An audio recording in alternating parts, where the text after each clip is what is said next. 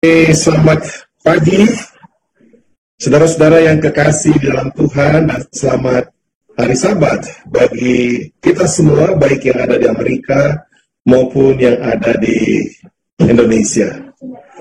Pertama-tama saya mengucapkan terima kasih kepada Tuhan atas kesempatan yang diberikan untuk menyampaikan firman Tuhan kepada Gereja Masih Hari ke-7 Jemaat Moria. Tentu atas usaha yang gigih dari pendeta Abu Bolon ya, yang mengkontak saya dari beberapa waktu yang lalu ya. Kemudian juga terima kasih kepada dukungan yang diberikan melalui jemaat majelis, dan tentu juga di sini ada Pak Stefanus yang sudah lama juga saya kenal ya, waktu saya masih berkuliah di Ayas ya, beliau ini salah satu yang mensaput saya juga. Baiklah, pada saat ini ya, saudara-saudara kalau sedang mendengar suara-suara yang ya, memang saya ini saat ini berada di rumah anggota gereja di mana mereka ada acara Vesper ya, dan namun saya diberikan satu ruangan di mana saya boleh menyampaikan firman Tuhan pada hari Sabat yang indah ini. Baik, sekali lagi saudara-saudara, kita akan tundukkan kepala dan kita akan berdoa. Bapa di surga, kami mengucapkan syukur dan terima kasih pada hari Sabat ini. Kami boleh memenuhi undangan Tuhan untuk berbakti kepada Tuhan, berhenti dari segala pekerjaan, dan kami boleh bertemu dengan Tuhan, karena Tuhan yang terlebih dahulu berhenti berbicara kepada kami, kuasai hati dan pikiran kami pada saat kami mendengarkan firman-Mu. Di dalam nama Yesus. Amin. Saudara-saudara, khotbah pada hari Sabat ini juga ya berkaitan dengan saudara Muhammad Qasim yang mengambil keputusan untuk dibaptiskan. Jadi saya, kalau saudara lihat di Zoom ini ya, ada tim doa dari California dan juga tim doa dari Washington State ya, Seattle, dan juga tim doa dari Colorado yang sudah beberapa bulan ini mengadakan KKR online ya, KKR online. Dan puji Tuhan saudaraku ya, saudara Muhammad Qasim ini ya, dia mengikuti mengikuti pembahasan 28 fundamental 28 doktrin dasar Alkitabiah yang dari tanggal 4 ya sampai tanggal 30 setiap malam saudaraku, setiap malam pembahasan 28 doktrin Alkitabiah. Dan bagi saudara yang mau mengikuti ada di Facebook ya, Facebook Pendeta Prabangling. Dan menurut kesaksian daripada Saudara Qasim, dia hanya miss satu kali, yaitu di pelajaran nomor 19 itu pun dia ikuti kembali. Jadi saudara-saudara sekalian, ini juga semua kerjasama dengan saudara-saudara kita yang ada di Bandar Lampung yang dikoordinir oleh saudara Elon Menawan. Ya, koordinir saudara Menawan. Bagaimana ceritanya saudara Qasim ini bisa mendapatkan satu kesempatan mengikuti ini, saudara-saudara itu dia mendapatkan itu, dan dia juga tidak tahu dari mana, mungkin ada kesaksian dari beliau sendiri. Saudara yang kekasih, Tuhan punya cara untuk menuntun ya setiap orang-orang yang dipanggil sesuai dengan rencananya.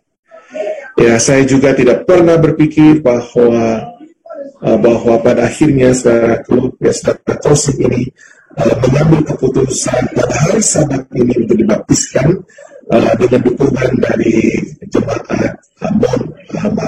Moria dengan pendeta Abu Bolon ya, tentu Abu Bolon melalui kontak Ibu Tante Hemi ya, yang ada di Seattle atau yang ada di Washington State. Baik saudara-saudara yang dikasih, pada hari Sabat yang indah ini sekali lagi saya mengucapkan selamat Sabat kepada semua saudara-saudara baik yang dari Amerika maupun yang ada di Indonesia. Dan sebagaimana saudara perhatikan, judulnya pada hari Sabat ini adalah, yaitu di dalam buku, didasarkan atas buku Wahyu pasal 21 ayat yang 5 ya, Wahyu 21 ayat yang ke-5. Ia yang duduk di atas tahta itu berkata, lihatlah aku menjadikan segala sesuatu baru, dan firman-Nya tuliskanlah, karena segala perkataan ini tepat dan benar. Lalu saudara-saudara, ya, ayat yang terakhir dari Wahyu pasal 21 ayat yang ke-7, maksud saya, ayat terakhir untuk bacaan yang baru saja dibacakan tadi.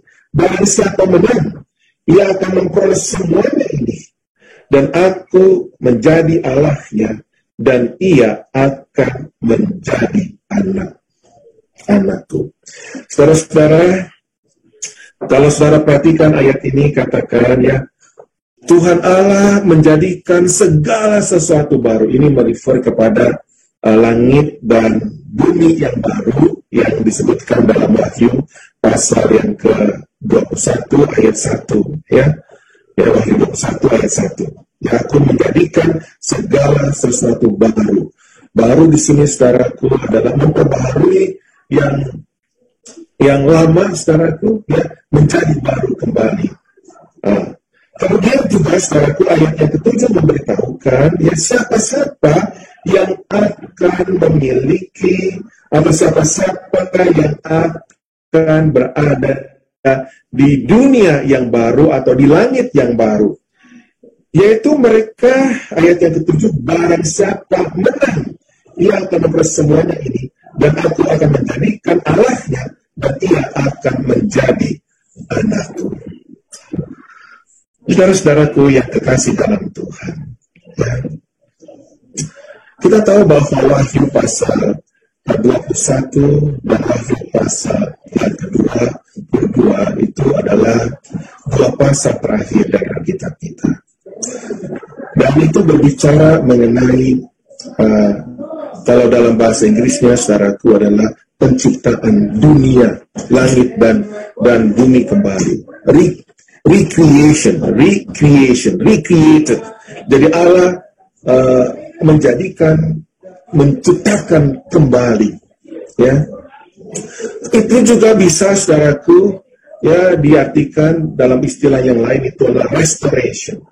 Jadi restore, ya, diperbaharui, ya, langit dan bumi, saudaraku, dengan segala isinya menjadi baru kembali.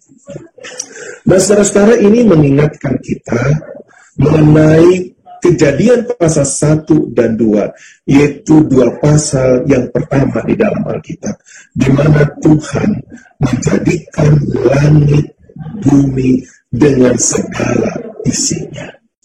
Ya, jadi pasal 1 dan pasal 2 dari Alkitab kita ini, saudaraku, dan pasal 21 dan 20 dari bagian akhir Alkitab ini menceritakan, ya, penciptaan, ya, Kejadian 1 dan 2, dan Wahyu 21 dan 12 penciptaan kembali.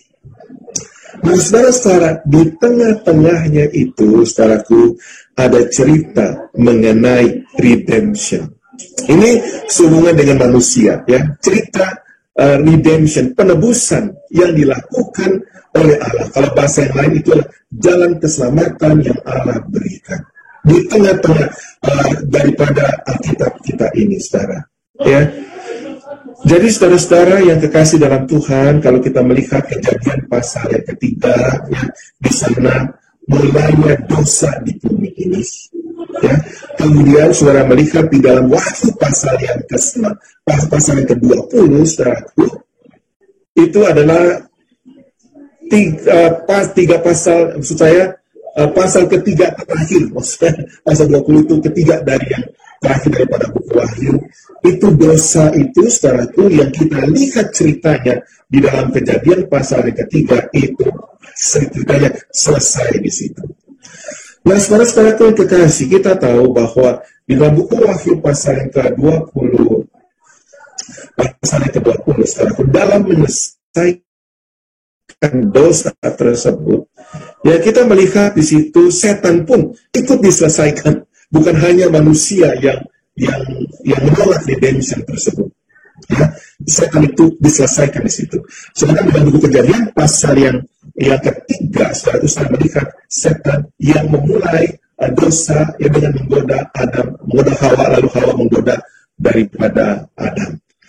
Namun dalam soal penyelesaian, saudara itu, ya Allah akan selesaikan itu semua. Dan di sini orang sering bertanya, saudara itu, kalau manusia itu di-redeem, ya, ditebus oleh Allah, bagaimana dengan setan? Apakah ada rencana penebusan, saudaraku, untuk setan? Saudara boleh jawab, kita tidak ada rencana penebusan untuk setan. Yang ada adalah rencana penebusan untuk manusia.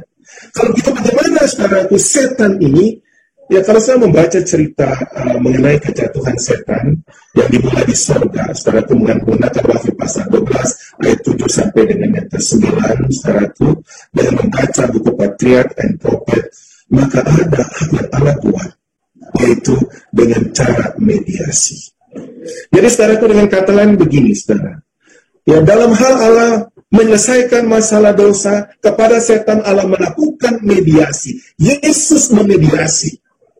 Ya. Kemudian saudaraku, kepada manusia Allah mengadakan redempsi atau redemption. Saya tidak tahu apakah ada redempsi dalam bahasa Indonesia, tapi redemption. Kepada setan mediation, tapi kepada manusia, saudaraku, yang kita bertanya, kenapa mesti ada redemption? Karena kalau bicara mengenai redemption, saudaraku, berarti ya, itu Allah sendiri yang menjadi manusia.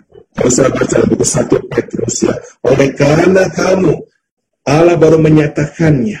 Ya, sudah ada rencana penebusan itu sebelum dunia dijadikan. Tapi oleh karena kamu, saudara perhatikan kata-kata oleh karena kamu. Jadi sekarang yang kekasih di dalam Tuhan, ya redemption yang Allah buat untuk menyelesaikan, untuk meredeem manusia dalam kerangka menyelesaikan masalah dosa di dunia ini, saudaraku, itu bayarannya mahal sekali. Sampai Allah sendiri datang untuk menjadi manusia. Dan itu perlu waktu yang cukup lama, saudaraku. 4.000 tahun.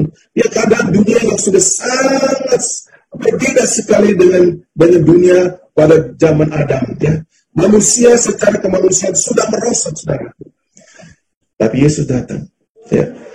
Lalu, saudaraku, kalau itu mediation, redemption, dan pada akhirnya yang kita pelajari pada hari ini adalah restoration, ya, restoration. Saudara-saudaraku yang terkasih di dalam Tuhan, ya, Allah menjanjikan dari zaman ke zaman. Kalau bahasa yang sering kita dengar, saudaraku, adalah back to Eden, kembali ke Taman Eden. Ya, karena kita tahu sejarahnya, ya saudara, sejarah dosa itu, saudaraku, dimulai di Taman Eden. Mereka keluar dari Taman Eden. Mereka rindu untuk kembali ke Taman Eden. Kalau menggunakan bahasa Abraham, saudaraku, dalam buku Ibrani, ya, Abraham merindukan satu kota yang dibangun oleh Allah sendiri. Karena Abraham sudah merasakan bagaimana tinggalnya di kota yang ada di zaman Abraham. Nah, saudara-saudara, ini memberikan satu gambaran kepada kita semua, saudaraku. Apakah saudara yang tinggal di kota, apakah saudara yang tinggal di mana, di desa, ya, suasana yang mungkin sangat berbeda dengan kota. Saudaraku yang terkasih, kita mempunyai satu tujuan untuk kembali ke Eden atau untuk pergi kepada satu kota yang Allah sendiri membangunnya. Dan itulah yang kita lihat di dalam Wahyu pasal 21 dan juga Wahyu pasal yang kedua. Saudaraku, mediation, ya, redemption, ya, tidak semua orang, saudaraku, yang bisa sampai kepada dunia yang baru. Kenapa? Karena mereka menolak redemption yang sudah Allah buat. Buat setan, saudaraku, yang sudah menolak mediation yang Allah buat pada waktu mereka masih dari surga. Bahkan dengan kematian Yesus di kayu salib, lonceng kematian untuk setan itu sudah dibunyikan. Tapi untuk manusia, saudaraku, kematian Yesus di kayu salib justru membuka jalan selebar-lebarnya kalau saja mereka menerima redemption yang Allah buat. Saudaraku, cerita mengenai ini selalu menjadi motif di dalam setiap lembaran Alkitab.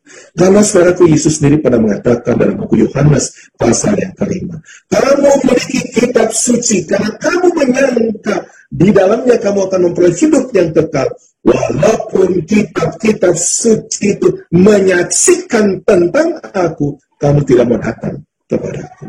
Saudaraku, yang saya katakan, motif-motif redemption-nya adalah sebab Tuhan Allah sebutkan di dalam setiap lembaran Alkitab. Saya bisa lihat yang motif itu pada waktu Adam dan Hawa berbuat dosa.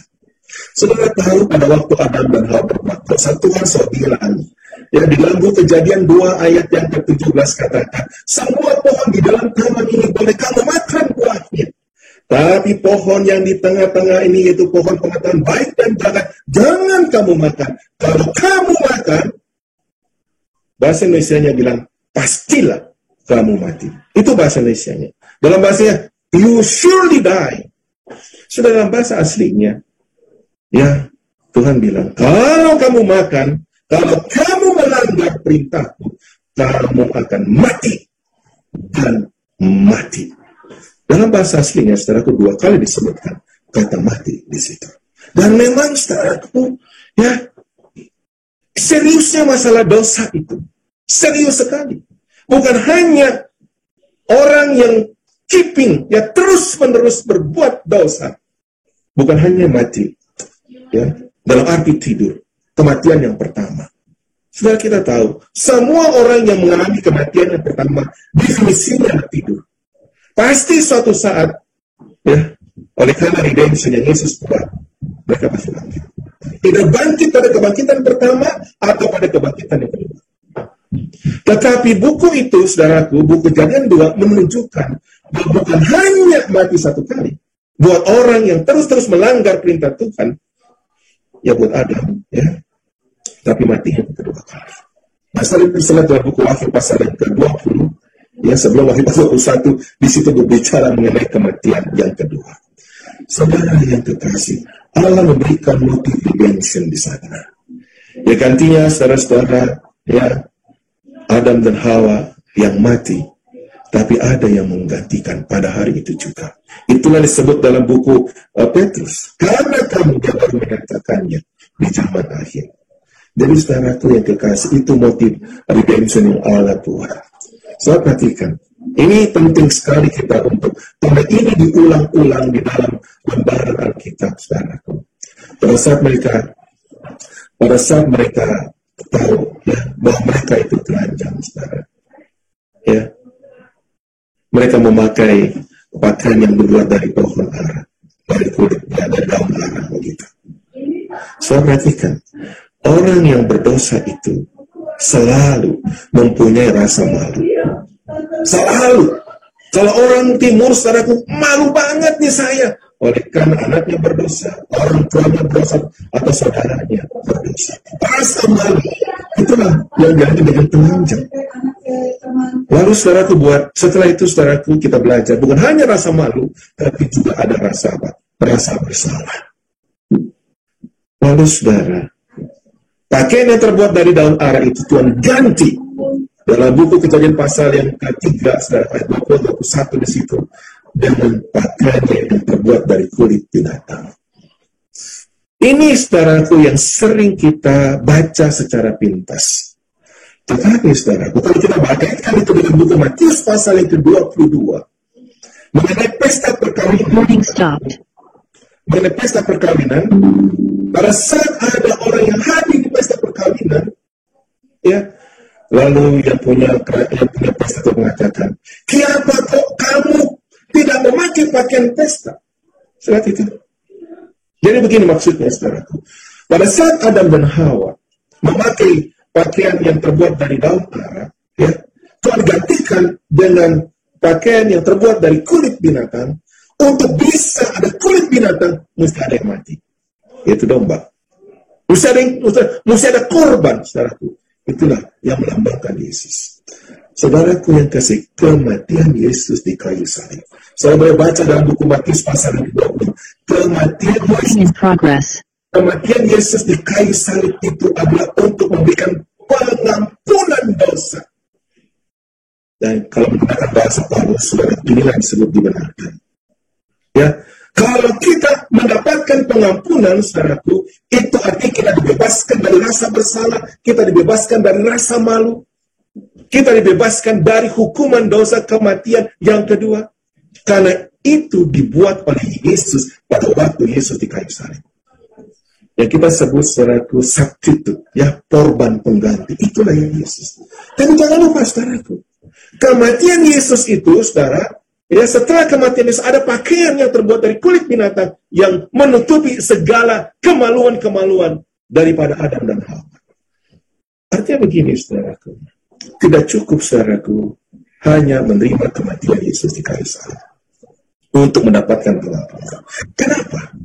Karena sering memandang achieve grace. Achieve grace itu adalah kasih karunia yang murah. Oh, Yesus mati itu gampang, kita minta ampun saja. Kadang-kadang kita juga begitu. Kadang-kadang kita begitu. Yesus mati, gampang saya minta ampun. Dengan kata lain, saudaraku, ya, itulah yang dilihat dalam buku Matius pasal 22.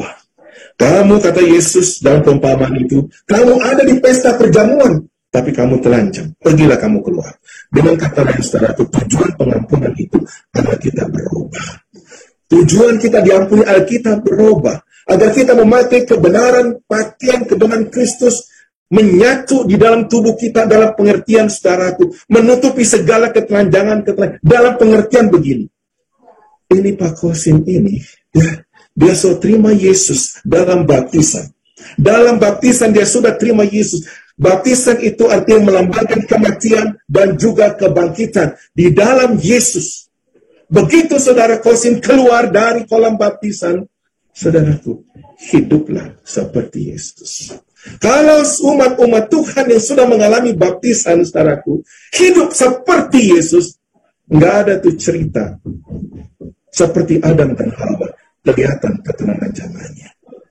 Kenapa, saudaraku yang kekasih, dalam hidup kita, kita sudah merasakan pengampunan yang Yesus berikan, tapi masih ada cerita yang bolong-bolong tentang kita. Apa ini orangnya Pak Kosim ini kok sudah dibaptis? Ya, namanya waktu dibaptis, mulutnya nggak turut dibaptis. Bahasa sederhananya begitu. Kan banyak, saudaraku, umat-umat Tuhan yang sudah dibaptis, yang sudah mengalami dibenarkan, tapi hidupnya tidak disucikan, mulutnya tidak disucikan. Itu contoh yang sangat sederhana. Apa ini orang sudah dibaptis? Ya. Apa tangannya nggak dibaptis? Kenapa rupanya? Kenapa tuh tangannya masih suka mencuri? Saudara itu? Saudara, dengan kata lain begini, kita perlu memakai jubah. Jubah Kristus itu artinya kita mengikuti teladan Yesus. Kita menjadi seperti Yesus. Dan itulah yang Paulus katakan dalam buku Filipi pasal 2 ayat 5 sampai dengan 11. Ya, hendaklah pikiranmu dan perasaanmu, perasaanmu sama seperti Yesus. Saudara-saudaraku yang kekasih di dalam Tuhan, memang betul, saudaraku, pada saat saudara Kosim nanti dibaptiskan, saudara Kosim, kalau akan mendengarkan firman Tuhan, kamu akan menjadi manusia yang baru di dalam Yesus. Tapi tidak cukup hanya di dalam Yesus, kita bebas dari rasa bersalah, kita bebas dari rasa malu, kita bebas dari hukuman dosa, tapi kita harus menjadi seperti Yesus. Ya, memakai jubah kebenaran Kristus, sehingga orang lain, memang betul-betul dia, setelah dia dibaptiskan, hidupnya berubah banget. Kenapa? Karena dia sudah mengalami pengampunan. Kenapa? Karena dia sudah mengalami hidup seperti Yesus, berubah sekali dia. Berubah sekali. Karena hidupnya menyatu dengan Kristus. Dan kita tahu, saudaraku, kalau saya mengatakan hidup menyatu dengan Kristus, Yesus katakan, hiduplah dalam aku dan aku di dalam kamu. Dan kita tahu, saudaraku, Yesus ada di surga saat ini. Bagaimana kita bisa kirimkan wakilnya? Parakletos, yaitu Roh Kudus. Saya lihat perbedaannya di sini. Pada saat Yesus datang ke dunia ini, namanya disebut Immanuel, yang artinya Allah beserta kita. Saudara yang terkasih, di dalam kemanusiaannya, dalam redemption yang Yesus, penebusan Yesus buat, Yesus ada bersama-sama dengan manusia. Tapi pada saat Yesus naik surga, saudaraku, dia kirimkan Roh Kudus untuk berada di dalam manusia. Saudaraku yang terkasih, itulah sebabnya Parakletos Para itu di samping Kletus dipanggil. Dia selalu siap sedia untuk dipanggil. Tapi seringkali kita tidak memanggil. Seringkali Roh Kudus mengetuk pintu hati kita. Berdasarkan Wahyu pasal yang ketiga, saudaraku. Lihatlah aku mengetuk. Tapi kita tidak mau membuka. Jadi kalau sudah membaca dalam buku Kidung Agung pasal yang kelima, saudaraku, di situ ada ilustrasi dalam buku Kidung Agung pasal yang kelima. Seorang mempelai laki-laki mengetuk kamar dari para mempelai perempuan. Dan saudaraku, mempelai perempuan katakan dari dalam, ya, lihatlah atau dengarlah kekasihku mengetuk. Ya, bukalah pintu dinda manisku, merpati pujaanku. Tapi dijawab oleh yang dari dalam, bajuku sudah ditanggalkan, kakiku sudah kubasuh, apakah aku harus memakainya lagi? Saudaraku, kekasihku kulihat, kata perempuan itu, memasukkan tangan di lubang pintu, berdebar-debar hatiku, tapi pintu tidak dibuka, karena yang buka itu dari dalam. Kemudian setelah lama, akhirnya saudaraku, pintu dibuka. Lalu perempuan itu mencoba untuk menaruh, dia punya mur di dalam, di tangannya, wangi-wangian. Dia mau mencoba untuk menyogok, ya dalam bahasa pengen, mencoba untuk bikin wangi, mencoba untuk membujuk kembali. Tapi apa daya, saudaraku, kekasihku telah pergi, seperti mati aku rasa. Saya baca buku Kidung Agung pasal menggambarkan, ya, bagaimana Allah mau, saudaraku, yang sudah mengalami, ya, yang sudah mengalami bersama-sama, yang sudah mengalami di dalam Yesus untuk hidup seperti Yesus, Roh Kudus. Dan pada akhirnya, saudaraku, orang yang sudah ada dalam Yesus dan orang yang hidup seperti Yesus, dialah yang akan bersama dengan Yesus. Dan itulah, saudaraku, Wahyu pasal 21 ayat yang ke-7. Setelah perhatikan di sana, barang siapa menang, ya, barang siapa menang, yang sudah mengalami di dalam Yesus dan hidup seperti Yesus, ia akan memperoleh semuanya ini, yaitu dunia yang baru. Dan aku akan menjadi Allahnya, dan ia akan menjadi umatku. Saudara yang terkasih, pada saat tadi salah satu daripada saudara kita membacakan ayat ini, ya, saudaraku, telinga saya ini, ya, pendengaran saya ini dibawa kepada tension pas ayat yang ke-7.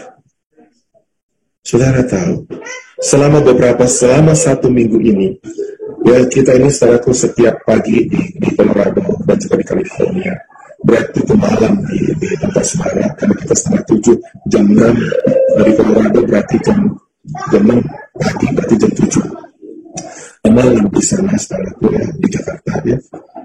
Dan saudara tahu, kita sedang pelajari, ya, Keluaran pasal yang ke-19 ayat yang ke-3 sampai dengan yang ke-6.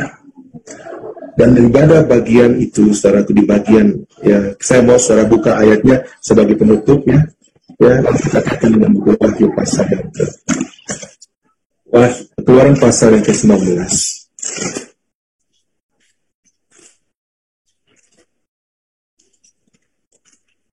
Ayat yang ke-3 sampai dengan yang ke-6. Lalu naiklah Musa menghadap Allah, dan Tuhan berseru dari gunung itu kepadanya, beginilah kau katakan kepada keturunan Yakub, dan kau berikan kepada orang Israel. Kalau kamu sendiri telah melihat apa yang telah kulakukan kepada orang Mesir, dan bagaimana aku telah mendukung kamu di atas sayap Raja Wali, dan membawa kamu kepadaku. Ayat yang jadi sekarang, jika kamu sungguh-sungguh mendengarkan firman-Ku dan berpegang pada perjanjian-Ku, maka kamu akan menjadi harta kesayangan-Ku sendiri dari atas segala bangsa, sebab Akulah yang mempunyai seluruh kerajaan.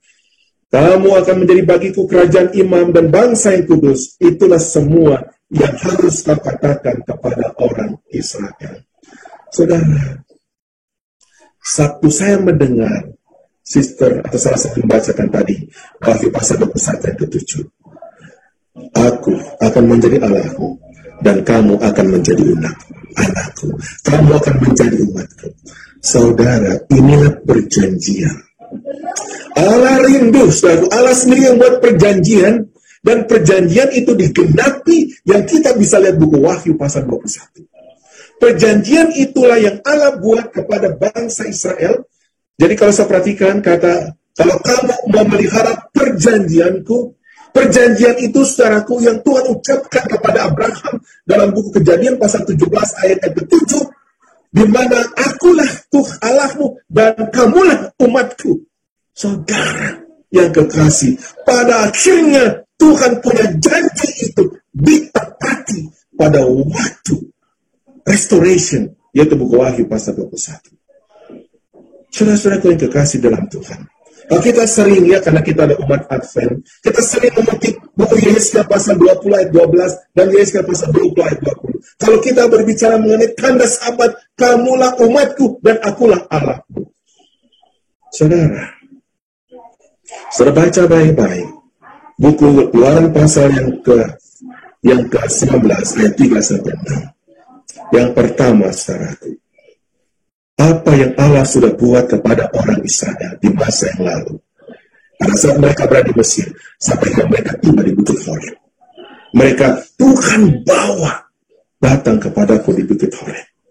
Udah banyak mujizat-mujizat yang terjadi, pertolongan-pertolongan Tuhan yang lalu, kuasa Tuhan yang bisa membebaskan mereka dari bangsa Mesir. Mereka itu berjumlah 2 juta, orang Mesir pada waktu berjumlah 5 juta. It's impossible untuk bisa keluar dari Mesir dengan kekuatan manusia. Tapi Allah dengan kekuatannya membebaskan mereka. Itulah Injil Roma 1 ayat yang ke-16. Kekuatan Allah yang menyelamatkan. Itulah yang dibuat oleh Yesus Kristus, saudaraku, untuk menyelamatkan kita dari dosa, perbudakan dosa. Itu yang pertama. Saudara yang kekasih dalam Tuhan, itulah yang kita sebut dengan di dalam Yesus. Kemudian yang kedua, saudaraku, sekarang jika kamu sungguh-sungguh mendengarkan suaraku. Saudara, dalam konsep orang Ibrani, mendengar suara itu artinya menurut.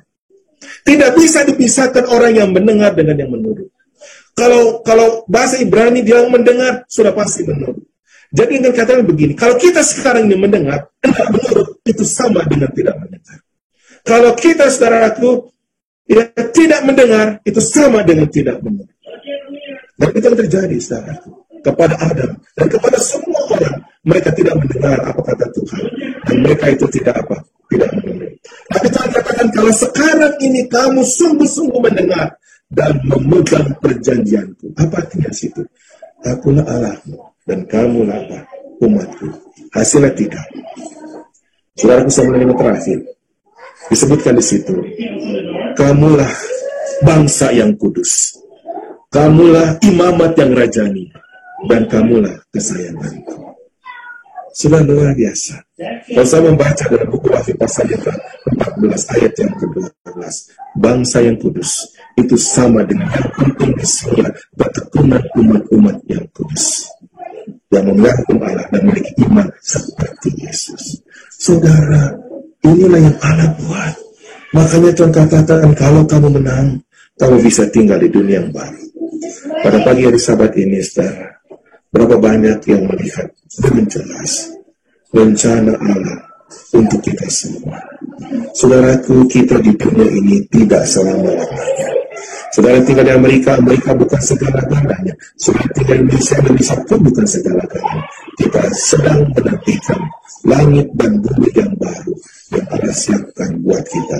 Namun sebelumnya, saudaraku, kita perlu mengalami restoration dalam hidup kita, menjadi seperti Yesus di dalam tabiat. Saya sampaikan ini semua di dalam nama Yesus. Amin. Amin. Puji Tuhan.